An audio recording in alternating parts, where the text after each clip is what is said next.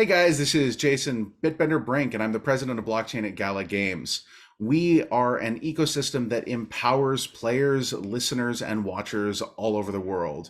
You are listening to the Edge of NFT, where we empower you with the best intel on the edge of tech. Keep listening, and I'll see you later. Peace.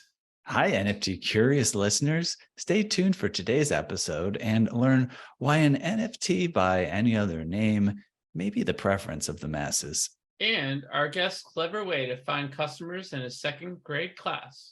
Also, our candid thoughts on what's hot in the news with Yuga Labs, Binance, and a lot more. And don't forget, we put together a gathering called NFTLA just a few months back that brought out thousands of the world's most innovative doers in the NFT space and beyond. Head to nftla.live to get tickets to our bigger, bolder, better, but also just as intimate and impactful event happening in Los Angeles, March 20th to the 23rd, 2023. We'll see you there.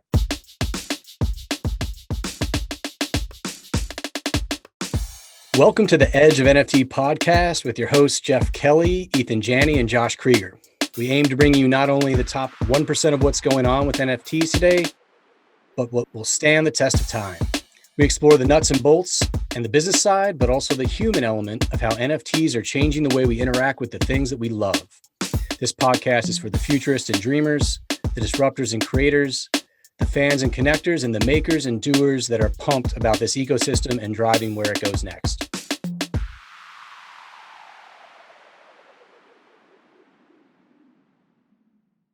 Today's episode features Jason Bitbender Brink. He is an entrepreneur, blockchain theorist, avid gamer, and he is currently the president of blockchain for Gala Games, the world's leading gaming platform with blockchain integration. Jason's involvement in the cryptocurrency market space started in 2014, focused on the use of blockchain for the decentralization of various ecosystems. In 2014, he won the Bill and Melinda Gates Foundation Global Development Network Prize for the creation of the $8, a novel blockchain-based solution to solve the problems endemic to foreign aid. Jason is a strong believer in the ability of blockchain to create transformative change, both in business and society. As the president of blockchain at Gala Games, he devotes considerable resources to the creation of stable play-to-earn ecosystems as a means to generate new opportunities for gamers around the world. And he's coming to us, if you're watching the video, from outer space, it appears, which is pretty damn cool. How's it going, Jason? Glad you like that. It's going okay, man. It's going okay. This background here is from Last Expedition, which is one of the titles that we've got on the burner right now, and it's going to be pretty cool. Yeah, well, that's some good quality art for sure. Oh, it's extremely high quality. It's extremely high quality. The entire game's built in UE5, and it's absolutely gorgeous and riotously fun to play.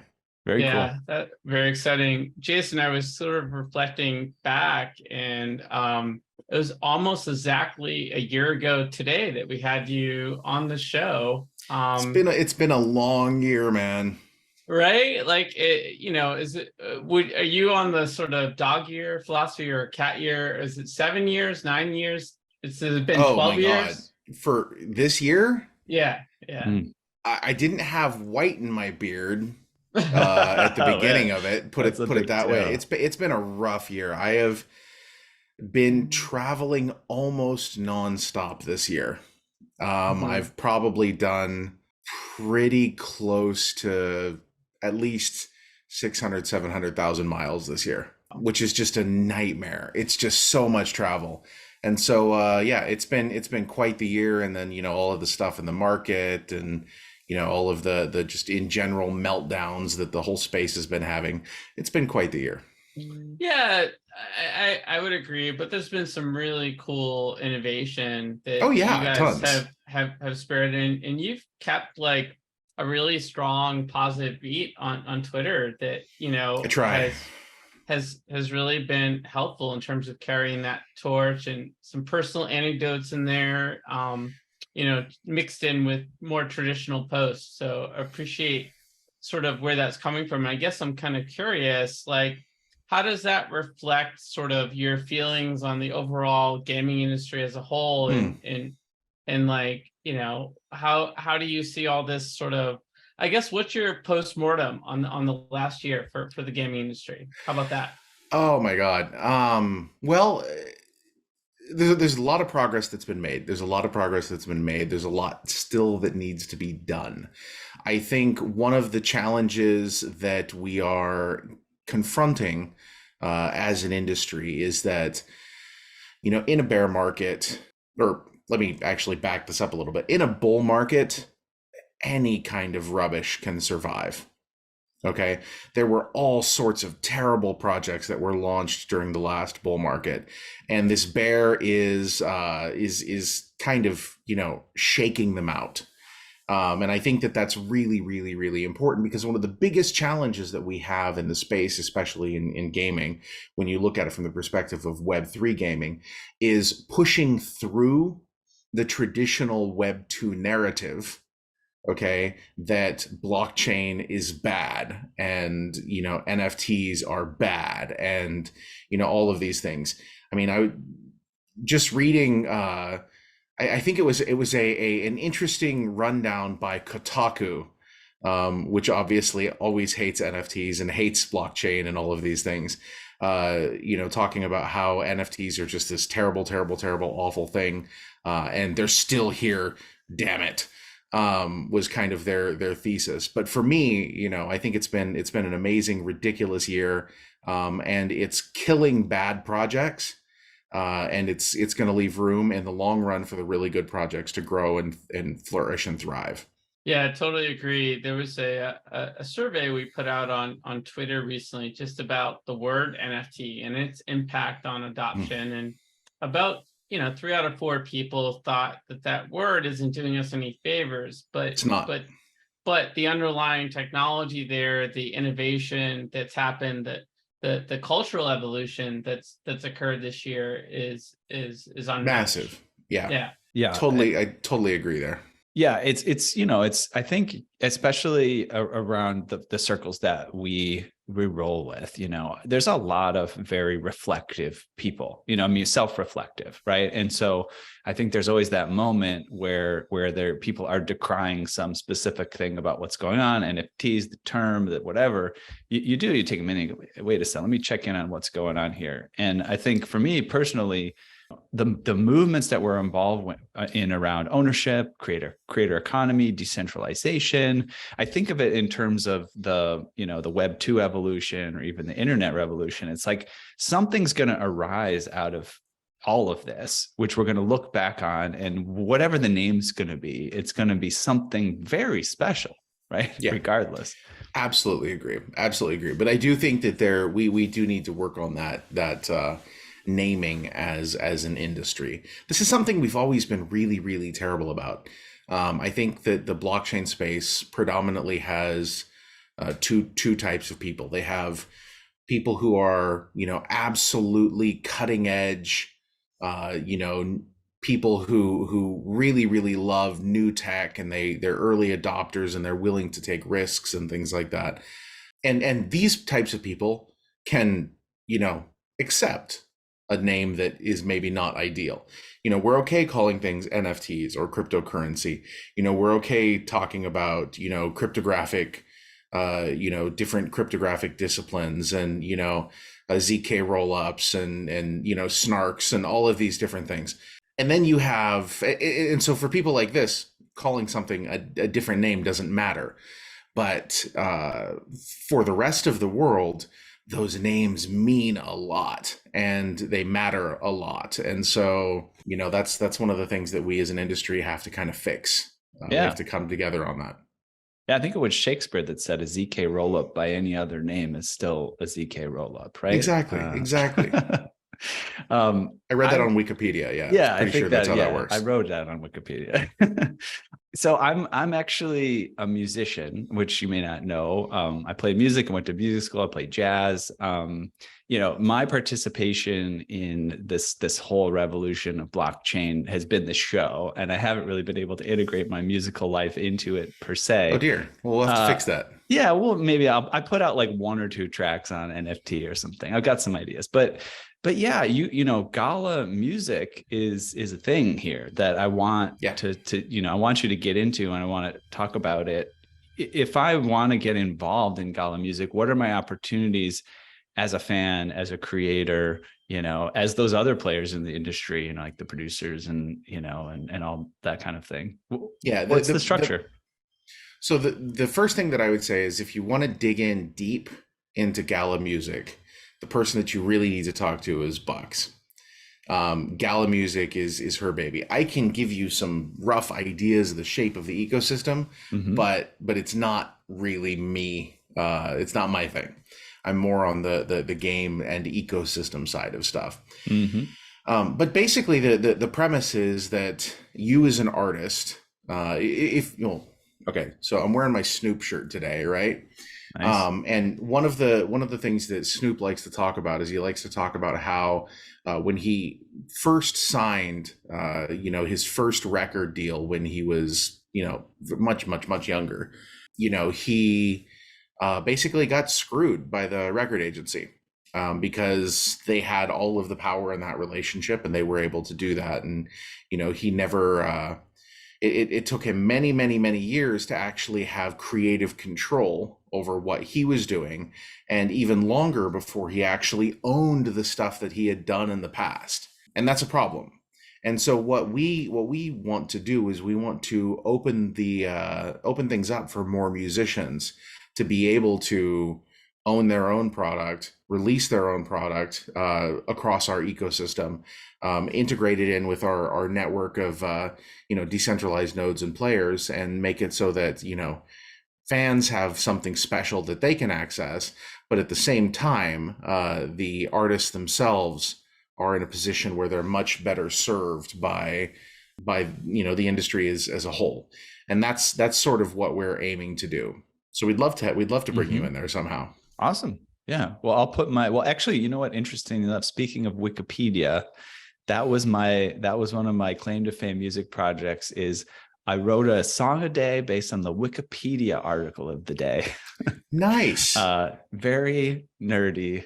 That is horribly nerdy. Horribly nerdy, about as nerdy as it gets. But maybe that's the place. Man, where are these? I need to see these. Yeah, they're like on like an Apple website that, you know, you can't even access the MP3 files anymore. I'm gonna get it up and about there. Okay, but reverse interview question: what was the weirdest song that you had to write? Oh my gosh, there were so many because these articles are so random. I don't even, you know. So Gremlins 2, the movie, the Wonder Bra, antioxidants, lead to nitrate. Like, obviously, lead to nitrate. It's a classic. Really, that beat slaps. It defined a generation. Lead to nitrate. All right, so we're talking music, guys, but there's also this Gala Films side of things, also, right? So film, such a massive medium, such an influence globally. What's going on in that side of the house? And we heard there's some really revolutionary things happening. There absolutely is. There's a ton that's going on in the music and film side of things. One of the things that you're seeing right now, actually, I think by the time this airs, you know, they will have been burnt. But, you know, right now there's a sale just for the next day or two on Razor, and Razor is this amazing film piece that we're working on in conjunction with a few other people in the industry that I think is going to be very, very, very cool. I also think that when you look games as a business is larger than film and music combined. But the reason for that is because film and music are set up in a way that is inherently inefficient. And so one of the things that we're working on doing is correcting some of those inefficiencies to unlock some of that value, something that we're very excited about.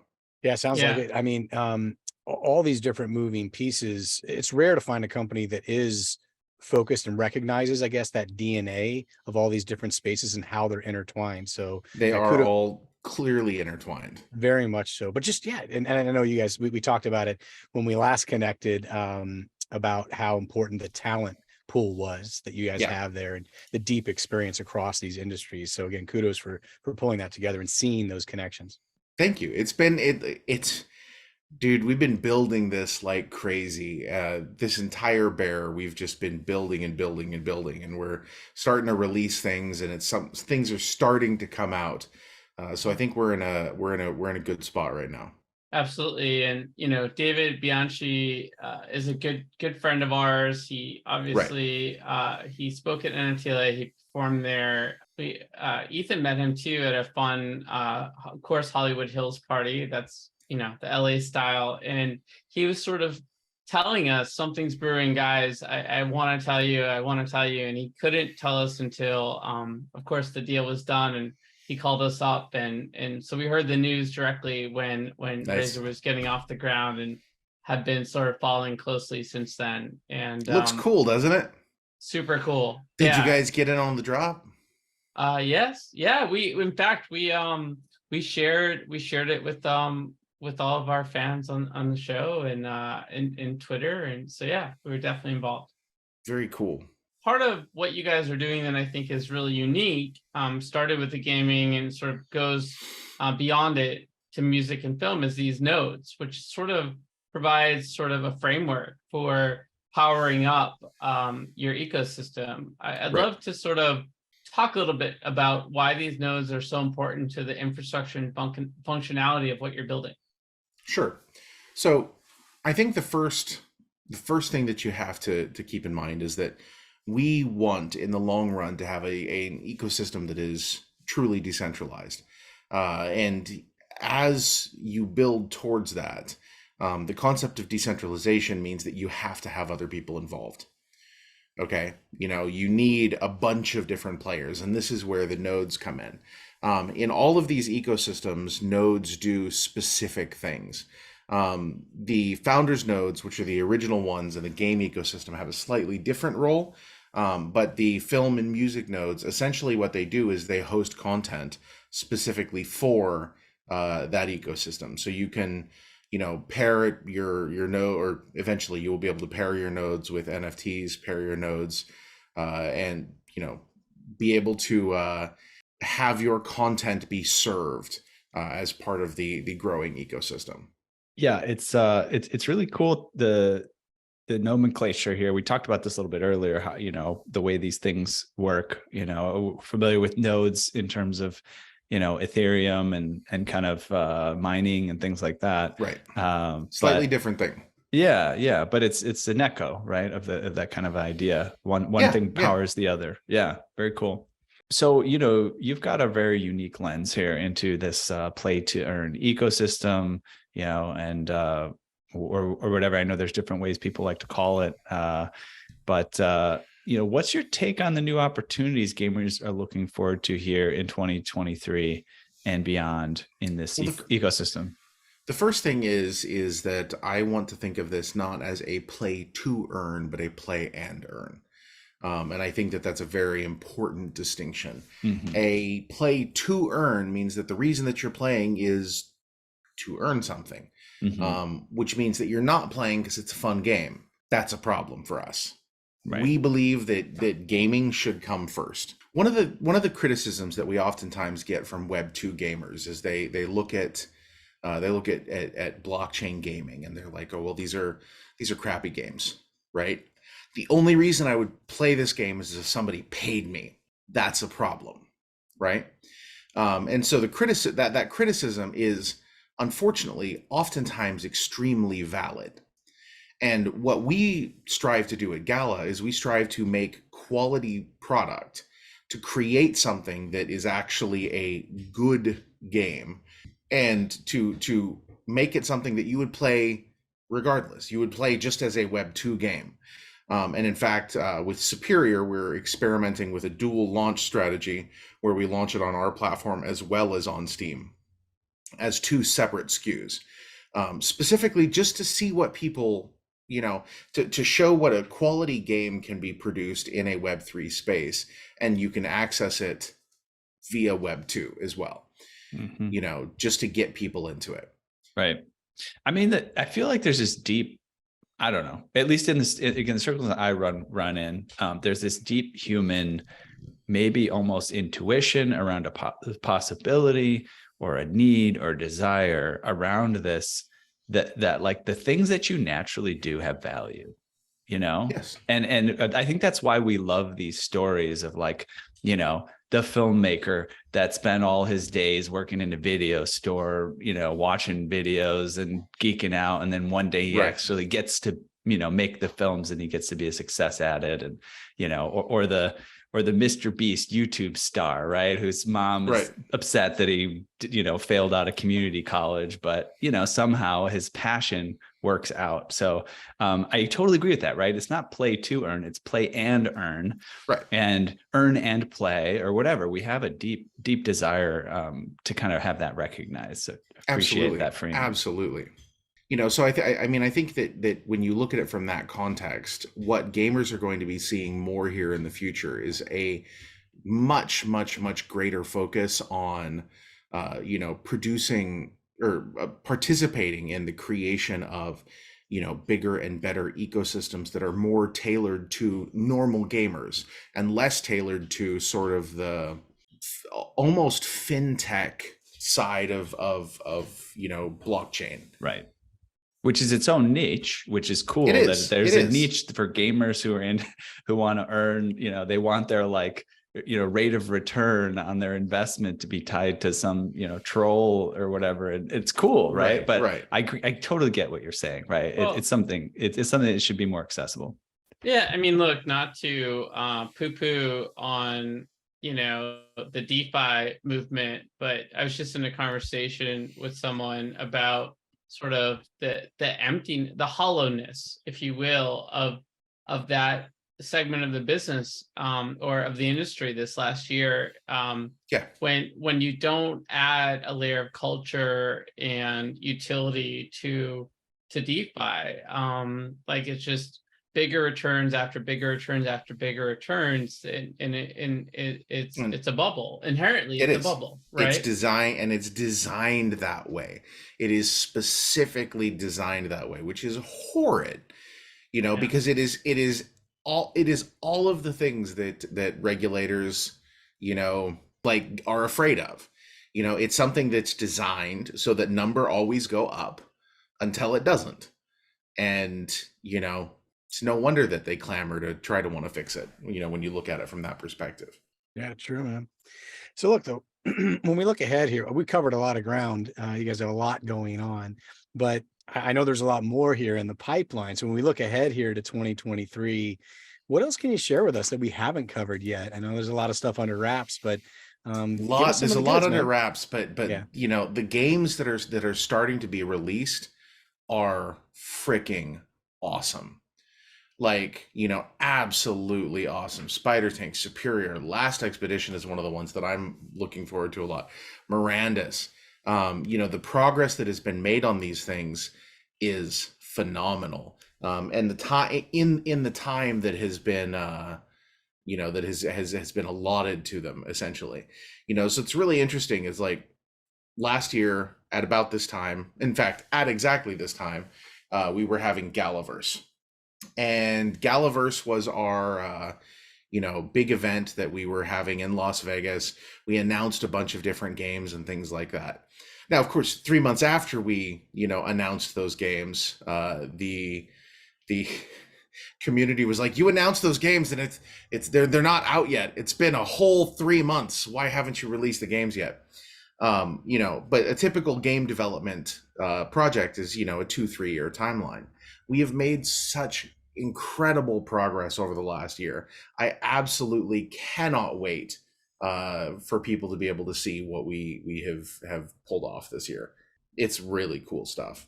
Yeah, and again, that's the distinguishing, you know, element, I think, when you really look at blockchain gaming and what Gala's doing versus so many other people. It's what we talked about a year ago, and what you guys are really following through on, and that's delivering high quality games that are of a quality that would attract, you know, Web2 gamers. Right. And it's so important. It's critical for this next phase of what's happening in blockchain gaming. So that's really cool to hear and excited for it. Can you talk to us a little bit, Jason, about like your game development process, and maybe is there anything unique about it that you guys consider to be your competitive advantage, or any particular sort of insight that you have around how you collaborate with the community on these games? Because there's a lot of games being built, and some are good and some are not so good. Absolutely, man. I mean, for me, the way that I look at this is we have two different ways that we build games. The first is we have a first party internal studio where we're building games essentially for ourselves. And the second is we have a third party, somebody else on the outside building for us. Either of these models work. What we're finding is that when you have a game and you're building that game internally, you have much greater control over it, and that can have a huge positive impact on the overall outcome. So I guess you could say that our secret sauce, I guess, is the team that we have that works with these various games. We have a team of economists who will go in and help put together a viable economy. We have a bunch of different things like that, and it makes it makes a pretty big difference to be able to have an actual team that you can dedicate to something like this. Yeah, it's helpful to understand. And one last question that we like to ask folks like yourself, who's you're taking a broad view of the space, you're active on Twitter, you're seeing what else is out there. Are there other projects that have come along this year or that are starting to come along that inspire you? I think in the gaming space, not really. There's not a lot in the gaming space or the Web3 gaming space that I find inspiring that we're not already doing. And well, I think that sounds awful. That sounds awful, but I love it. I think that's the boldness of your vision there. But what about beyond the gaming in the space in general? Absolutely. And this would be kind of a little bit of a shout out as well, I suppose. There's a gentleman that I know. His name is Vinay Gupta. He runs a project called Materium, which is not the same as the Materium in Mirandus, which is the world's most irritating coincidence. But Vinay, he's at Leashless on Twitter. What they're doing is they're working on essentially doing NFTs for, everyday real goods like houses and real estate and things like that. Hold on, I'm looking at the website. This is really cool. We're talking about passports too. Yeah, he's very, very well. He's one of the smartest guys I know. So massive shout out to him. Let's get him on the show, man. This is really cool what he's doing. Yeah, absolutely. I'm more than happy to connect you. He's one of those guys. We have a running conversation about sort of life, the universe, and everything. Very, very cool guy. I love his bio. Former Ethereum launch coordinator. Like that's all you need to say. Well, I mean, no, but beyond that, I mean, the amount of stuff that he's done is like his main job back before he got into the blockchain space was essentially like national scale disaster preparedness. So creating all sorts of mobile housing for refugees, and he made those little dome things that you see at what the hell is it? Burning Man. You see those domes that they make, these weird domes out of 3 sheets of plywood. They're called hexayurts. Mm-hmm. That's him. He invented those. Dude just has done all sorts of stuff. Very, very interesting guy. Super cool. We always love muted. There we go. Ethan. Yeah. I was muted there for a second. I just want to see if you're paying attention.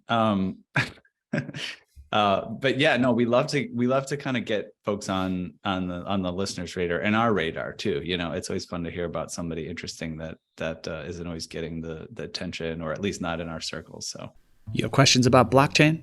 Like, how big of a block can you chain without throwing out your bag? Or if you received that chain letter, how did you block it? And does blockchain taste better barbecued or deep fried? Luckily, you don't have to ponder these quandaries alone anymore, because Blockchain Training Alliance is here to answer them and also train you in real-world blockchain issues that will impact your business's bottom line and orient it future forward along the ley lines of the most important tech humanity has perfected since harnessing atomic energy.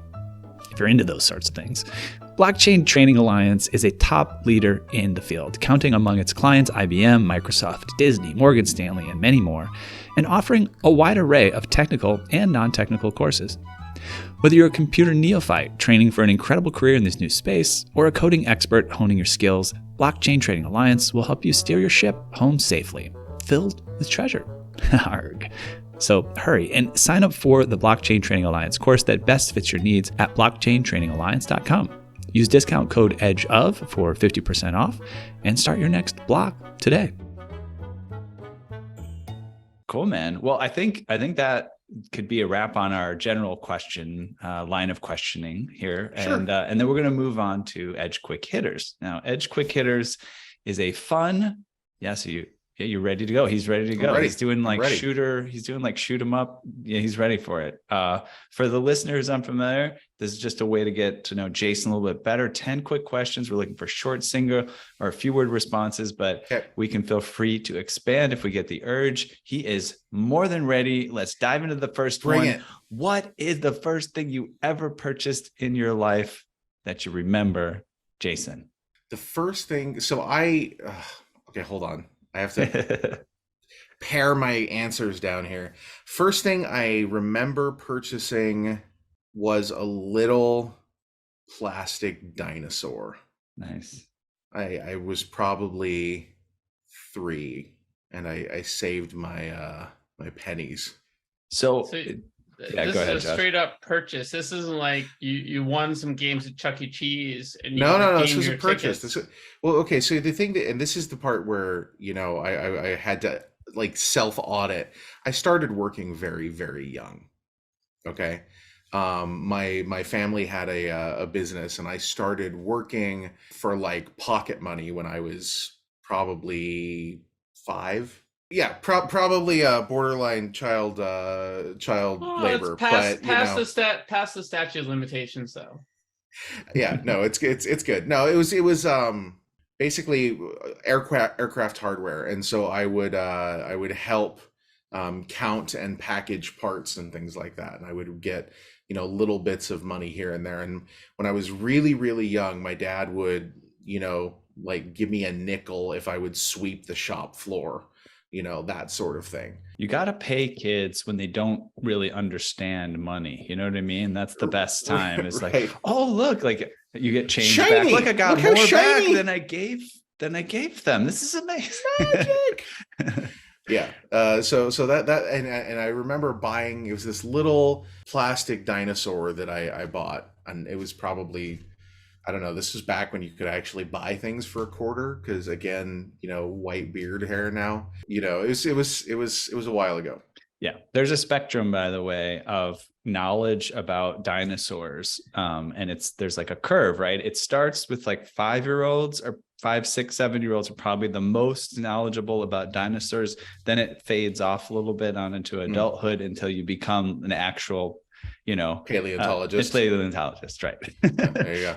So you're not wrong. Yes, exactly. So by the way, I have this, I just pulled this over. I just got, don't tell my son, I got this cool dinosaur discovery puzzle with I'm excited about that. There you go. Christmas present. Totally, don't tell anybody. Totally a dad present. And he's 5, so it works. All right. What is the first thing you ever remember selling in your life, Jason?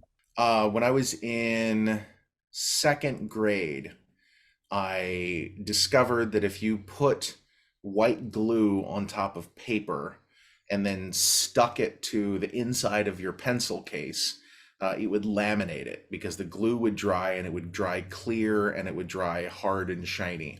Okay. And so I created a white glue laminating service for all of the rest of the kids in the class. Serious? All right. Yeah. And so they paid you money, or they'd pay me like money and stuff like that, like a quarter or something like that. Yeah. Bring me your shitty bookmark, I'll make it pretty and stuff. So yeah. All I did with that was I was the kid that like had the glue drying on your hand, and then you start to peel it off and pretend to the teacher that your skin was peeling. Oh man, that is one of the most creative answers to that question, I think, in all like 200 plus episodes of the show. Really? Oh, come on. Can you make me one, bro? That's really what it would do. Dude, if I could find that pencil case again, I totally would. A quarter? Shit. I'm all over this. All right. All right. So, Jason, what is the most recent thing you purchased? The most recent thing I purchased, I went and I bought my wife some cough drops. I have a sick wife and kid right now, so that was the recent purchase. Some like ginger honey, manuka honey things. Very kind. A lot going around our team as well. Art Basil, but hopefully they'll feel better for the holidays coming up. What is the most recent thing you sold? Oh, that's a good question. When was the last time I sold something? Like, you mean me personally, not like our company has sold this thing? Yeah, I mean, since it's not like an individual company, right? It's not just you. So yeah, you personally. Okay, me personally. Oh my God. But it could be a personal NFT if that's the deal that you have. This is tough. I have to think about this one. I sold not too terribly long ago. Sold is kind of a not exactly what happened, but I sold a silver coin to my grandmother so she could give it to my daughter. She insisted on paying for it. I don't know if that counts. That's cool. It's like a little. It's here in Canada they have these like silver dollar things that are like of a certain year, and then they have like baby feet on them. And so my daughter was born, and that little 2021 baby foot coin. Cool. Very, very cool. I have a lot of principal transactions like that with my mom, where it's like, we're going to get a gift for someone. And she's like, no, I'm buying this. I am paying for this. Yes. And then I think in the end, it comes back out of my wallet, but it's all good. It doesn't matter. It makes her feel good. That's the important part. As long as they're happy, that's the important part. 100%. And don't forget, you did just sell, I think, me and Jeff some sort of pencil case lamination thing. I'm not even really sure what I purchased, but that's true. No, it's great. You're gonna have to mail me a postcard or a bookmark, and I'll take care of it for you. All right. Next question is: what is your most prized possession?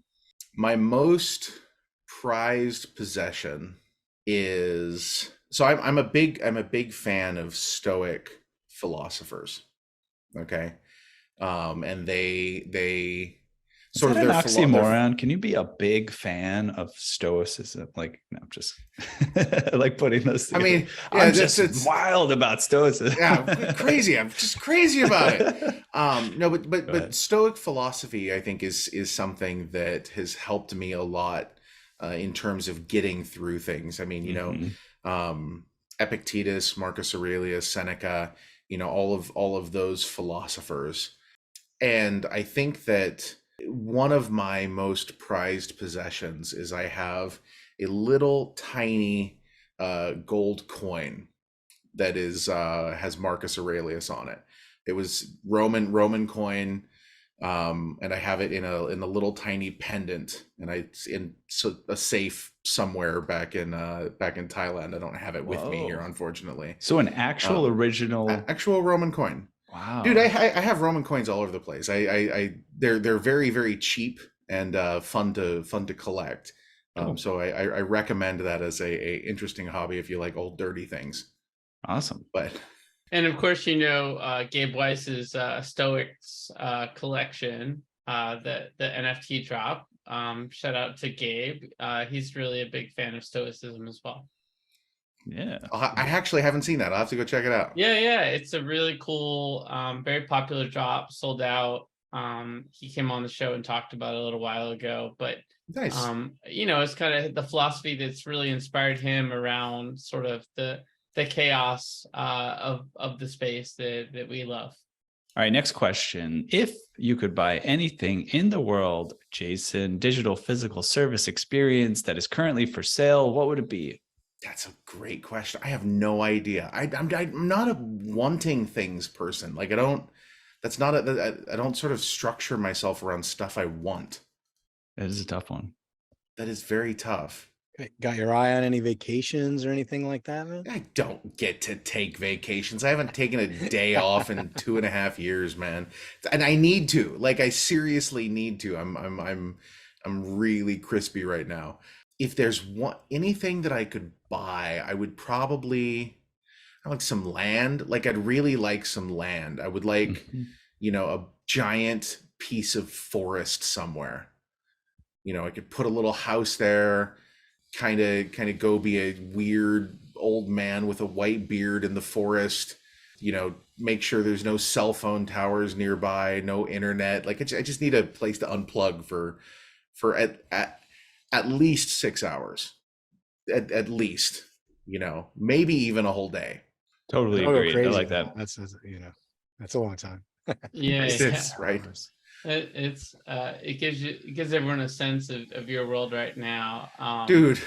Yeah, I did 50,000 miles in September. It was a nightmare. It is nonstop, always on. I'm exhausted. I thought I had a busy September. I went to Singapore and Korea and then Napa and then Utah, but it doesn't sound like it compared to you. So September was Vancouver, Tokyo, Bangkok, Manila, Bangkok, Singapore, Bangkok, Tokyo, Vancouver, London, Paris, Madrid, Seoul, Busan, Seoul, Bangkok, Tokyo, Vancouver. Wow, even just saying it sounds like a difficult task. It's painful, man. I hope you got some IVs and some good massages along the way. Wow. None, actually. It's terrible. Oh man. Well, besides a proclivity to pack light, if you could pass on one of your personality traits to the next generation, what would it be? My insatiable sense of curiosity. I am fascinated by everything. It pisses my wife off to no end because she'll, say some random thing or show me some interesting, well, to me it's interesting, article or something like that. And my response is usually either fascinating or interesting. And she's like, why is that interesting? Why is everything interesting to you? And the simple reason is because everything is interesting to me. It doesn't matter what it is. I find it interesting. Knowledge is cool. And if there's anything I could pass on to my daughter, I hope that she feels the same way about stuff. Are you one of those people that can't really invite all your friends to the same party because they won't get each other because you're into so many different things? Nobody. I don't have many friends, but like I really just don't. But it's like I've got friends who is really good friend of mine. I grew up with this guy. His name's Curtis. He's really big into Second Life. And he, that's basically it. It's all he really does or plays, and that and art. I've got other friends who are into, crazy stuff. I've got, a handful of friends who are big into magic, a whole bunch of blockchain people I know. But yeah, you're absolutely right. Yeah. All right. Let's see. It would be fun. Yeah. So if you could eliminate one of your personality traits from the next generation, what would it be? I could eliminate one of my personality traits. I think if I could remove doubt, one of the problems that I have personally is that I am, and this is like real talk, like hashtag real talk here, right? Is I am perpetually filled with just like deep doubt that there's something I could have done better. I should have done better. It's like the the flip side of the Dunning-Kruger effect, right? I mean, it's a lot of times you have people who don't know that they don't know something. Okay, their ignorance gives them a feeling of competence. And then there are people who, if the more stuff you know, the more you realize you don't know. And so, the better you are at shit, the more incompetent and awful you feel. If there was a way that I could remove that feeling, I would gladly do so.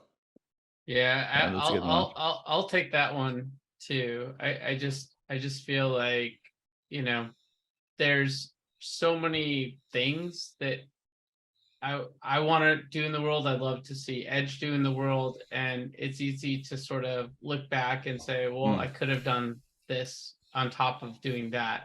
But then you realize, like, there's sacrifice there, and at the end of the day, there is no perfect solution to any problem. Robert Pirsig talks a lot about this in Zen and the Art of Motorcycle Maintenance, which, if you haven't read that book, read that book. It will change your life. But he talks a lot about how there's a little bit of a problem with the scientific method, in that as much as you research, as much as you learn, the only thing you'll ever get is more questions. You never ever run out of questions, and it is a manifold expansion of questions and ignorance the more you go. So the more you know, the less you know. It's really interesting. Mm-hmm. If correct me if I'm wrong, also in that story, there's the story of there's like a wife annoyed with her husband and like geeking out on some specific details or something like that. Yeah. Oh no, it's a fascinating story. He talks a lot about his wife in context of his motorcycle repairs. So he would work on his motorcycle and had a specific way to think about it, and other members of his family wouldn't see things the same way. He also kind of went insane in the book, and that may be the part that you're talking about too. Mm-hmm. Yeah. All right. Well, these next two questions do not require too much deep thinking, so this will be easy. No doubt required. What did you do just before joining us on the podcast? Went to the store to pick up cough drops for my wife.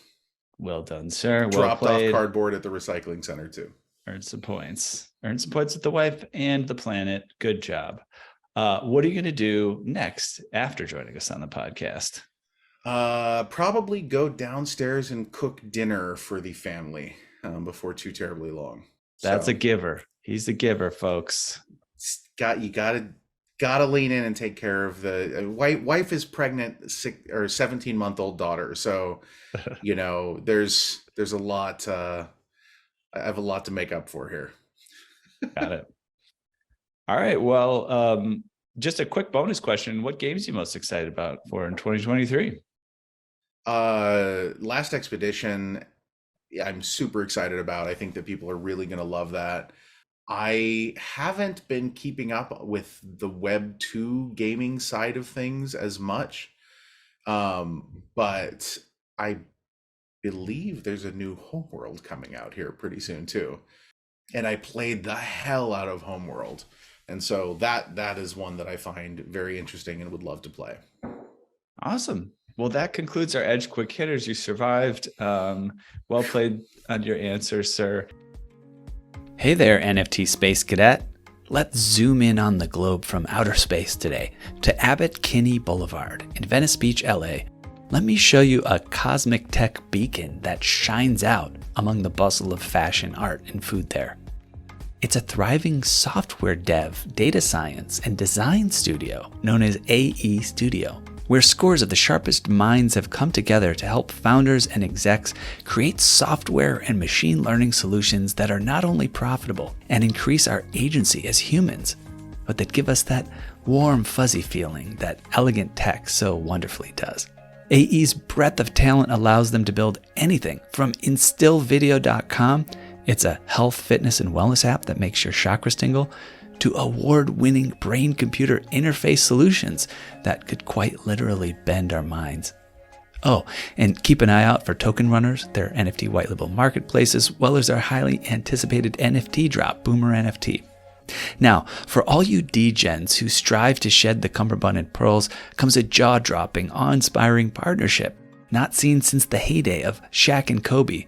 It's called Edge of AE Studio, and you can find out all about it at edgeofae.com.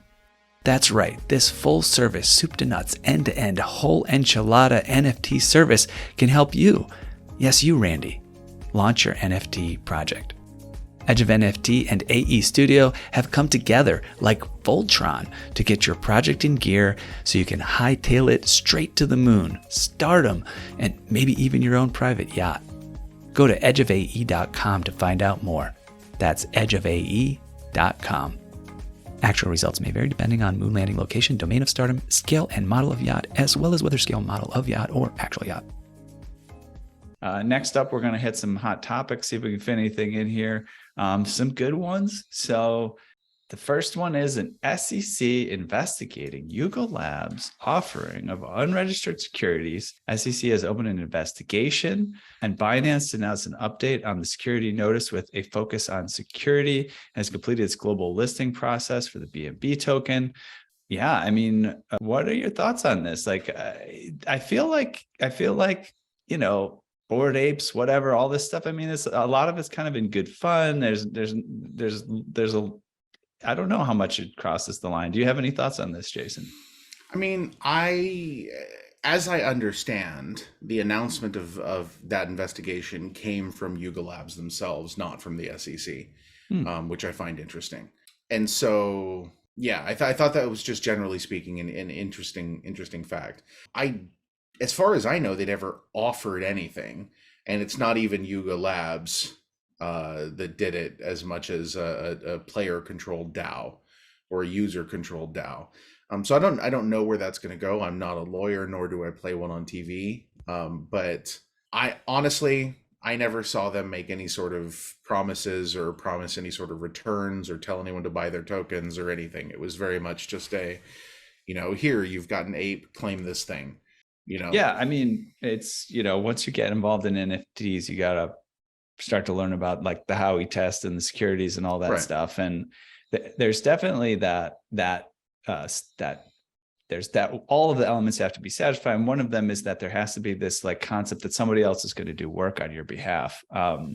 And I don't know if anything here really smells of that. It's really one really interesting aspect of the NFT community is there's almost this community spirit of that everybody's going to work together to make something happen, bring value to the ecosystem, stuff like that. So yeah, I don't know. Yeah, I don't know. I don't either. Any thoughts, Jeff, Josh? We move on to the next one. It's still early days on that stuff. We're trying to figure it out as the space is growing and evolving, but regulators regulate, man. That's what they do, and they look at things to regulate. And I don't recall where I heard this. This is not my original thought, so I'm not trying to claim it. But one of the things that I heard at one point in time was that if you understand that regulators are doing what they think is the right thing in most cases, like, yeah, there may be some, people who have bad intentions out there, but most of them are legitimately trying to do something that is helpful and protects people. As long as you understand that that's the direction that they're coming from, you can sort of reach out and meet them halfway. They're not bad people. They just probably, in most cases, don't even understand the technology. And people have gotten hurt horridly in this space, and they're trying to prevent that. And I think, while I personally find it kind of onerous, I don't fault their intentions in most cases. Yeah, and it's also a process, right? It's like the development of laws and regulations take a really long time, and they do that for a reason, to really establish all the different ins and outs, the checks and balances, to do the research and understand. And we're still really, really early. Blockchain overall in general, really, right? And in all these different spaces that we've been moving the needle in, just over the last few years. So it's going to take time, but clarity is nice, and open conversation is nice. And I think that perspective is a helpful one, having dealt with regulators in other industries over several years. It takes time, but having open dialogue helps. Yeah, for sure. Totally agree. Yeah. And we talked about terms and definitions earlier, right? I mean, I think that's really something that I think it's why it's interesting to the folks who find it interesting, as you find a lot of things interesting, Jason, as you mentioned, is like, we're just dealing in new territory here. Is that a security? Is this in a security? And it's actually kind of exciting to witness like the birth of new ways that we need to define things and categorize things. And yeah, it's interesting. The way that I look at it is like this. If you go back in time, okay, and you find when the first joint stock company certificates were issued, okay, so we're talking about for like the British East India Company joint, things like that type of thing, where you would buy interest in a ship, right?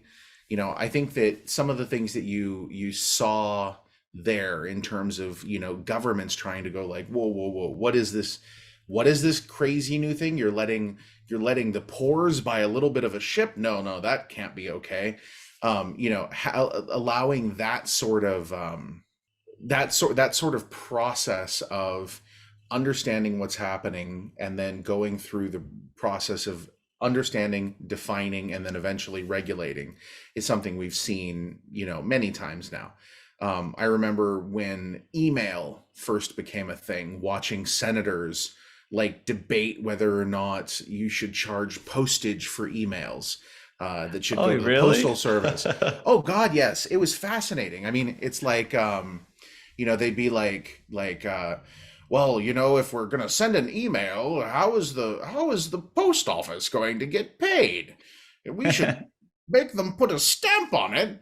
It's fascinating. You can go back and look at some of the early discussions around this, because, it was at the very beginning causing a significant problem for the postal service, because suddenly nobody was sending letters.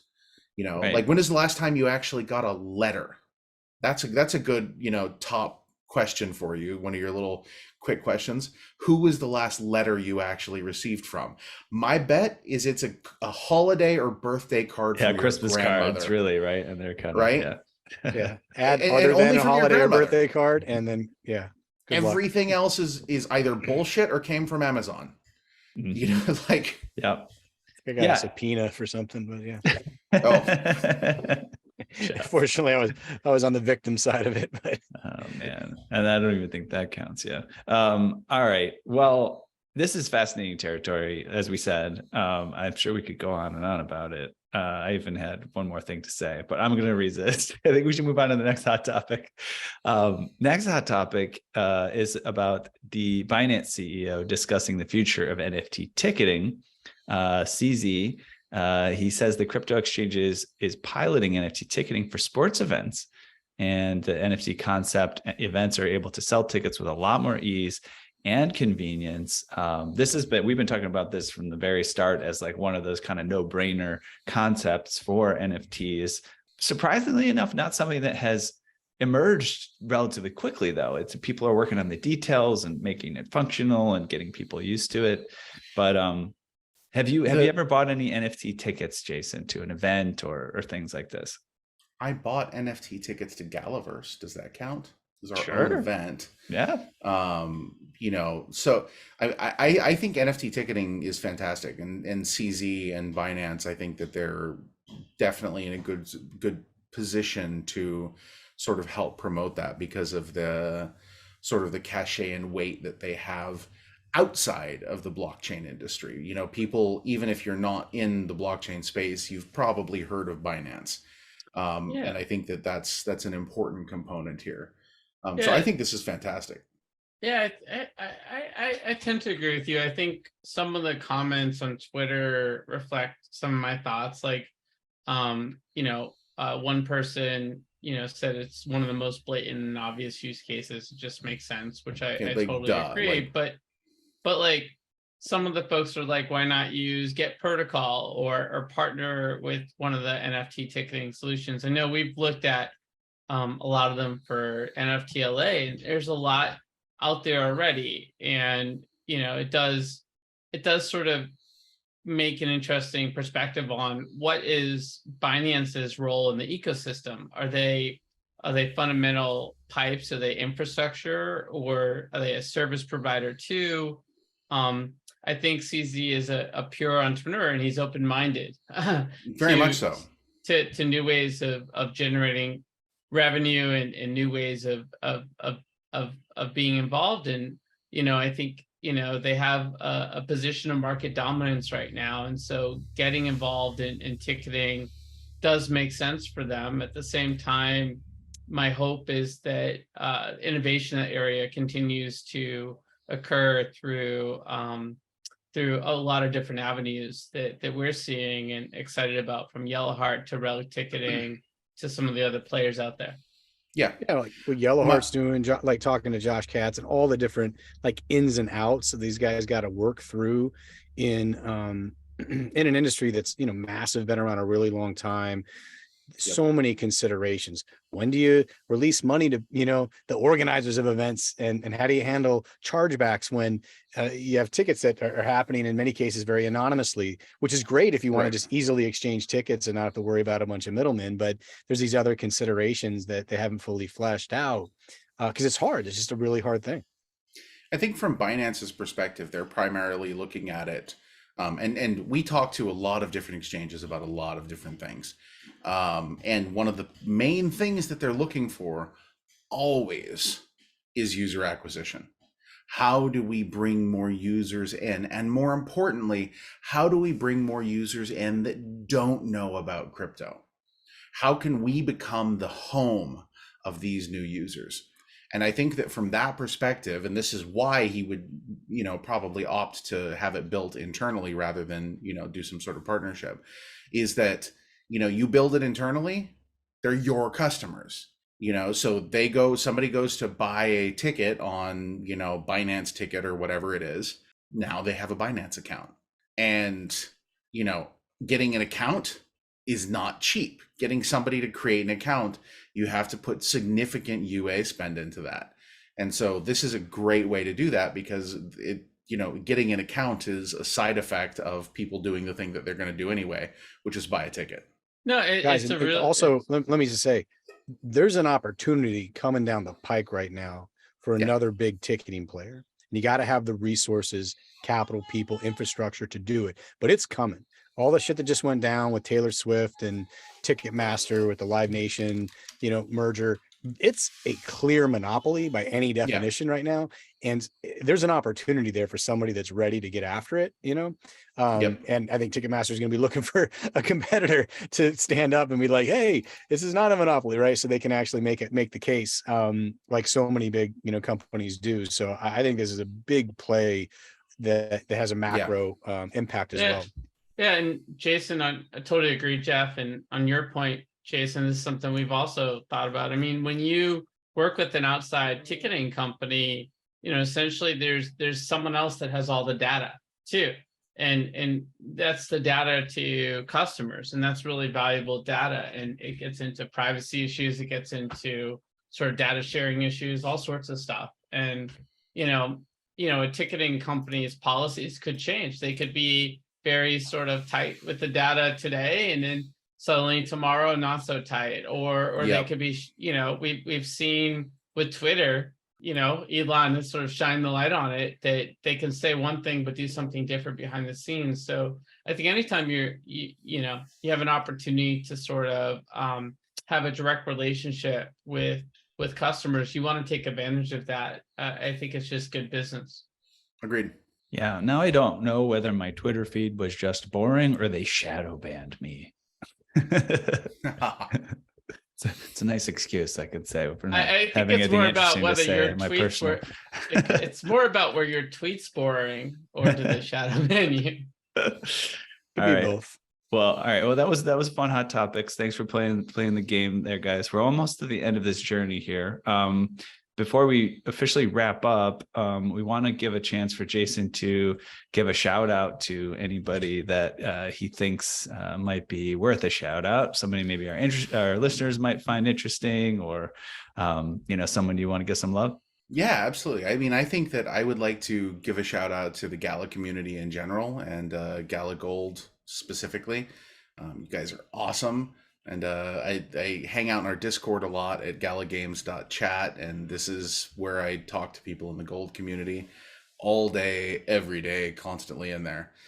So shout out to them. Shout out to, some of them, Faz, Forged in Crypto, Chewbacca, a bunch of people in there, just absolutely fantastic. Also, I mentioned him a little bit earlier, my buddy Vinay at Leashless on Twitter. Totally cool. I'll connect you guys. I think that he would, you guys would really enjoy having a conversation with him. He's very erudite. He is one of the most erudite, well-spoken people I have ever met. The story of how we met is hilarious, but we won't get into that today. But yeah, definitely cool to check him out. How long's the story? You might want to hear the story now. It was 2017, 2018. Mm-hmm. I was at Davos at Crypto HQ during the WEF, and I was just having a bad day, and I was there sitting in one of the rooms, and there were these guys up there. They were having a panel on like blockchain and how blockchain is going to change the world, sort of thing. And it was one of those conversations where it's a highly idealistic conversation that is completely, totally disconnected from reality. And they're like, yeah, we're going to replace all voting with blockchain. And, that way we can vote whether or not we want to go to war, and it'll be great. And we can all vote on all the things. Hooray. And clearly that is ridiculous. And so I started asking some rather pointed questions about, specifically until we can, I think my quote was, until we can tokenize tanks and tokarevs, there is not going to be any blockchain voting anywhere, because the powers that be have a vested interest in continuing to be, if you will. And so I was kind of asking some difficult questions, and then the entire thing ended, and Vinay came up and sat down next to me, and he goes, a lot of times I go to these events, and a lot of these people that I meet, they're idiots. You, sir, are not an idiot, and I would like to talk to you some more. He used some different words, but I'm not gonna use those. He's a little bit more colorful, but brilliant guy. Well, you certainly are not an idiot, and it's great to talk to you. So that's a good note to wrap on. We appreciate you being here. Make sure people know where especially with your family sick and all this stuff. We want to let you go soon here, but where can listeners go to learn more about you and the projects you're working on? Check me out at BitbenderBrink on Twitter and at Gala.Games. You can see a lot of the stuff that we've got going on. And then our Discord, galagames.chat. I'm always there, and come in and say hi. Very cool. And we're going to do a giveaway with you guys. We'll talk more about it on the socials. Did you want to share any details? Should we leave that off until I'm going to give out a spider tank. I'm going to give out a hero tank. So for Spider Tanks, which is one of the games we just released, it's going to be they don't make them like this anymore. This is a Generation 1 hero tank, so it's about as good as it gets. Cool. All right, sounds good. We'll give more details on socials. Okay, we've reached the outer limit at the Edge of NFTs for today. Thanks to everyone for exploring with us. We've got space for more adventures on the Starship, so invite your friends and recruit some cool strangers that will make this journey all so much better. How? Go to Spotify or iTunes right now, rate us and say something awesome. And go to edgeofnft.com to dive further down the rabbit hole. Look us up on all major social platforms by typing Edge of NFT with no spaces and start a fun conversation with us online. Lastly, be sure to tune in next time for more great NFT content.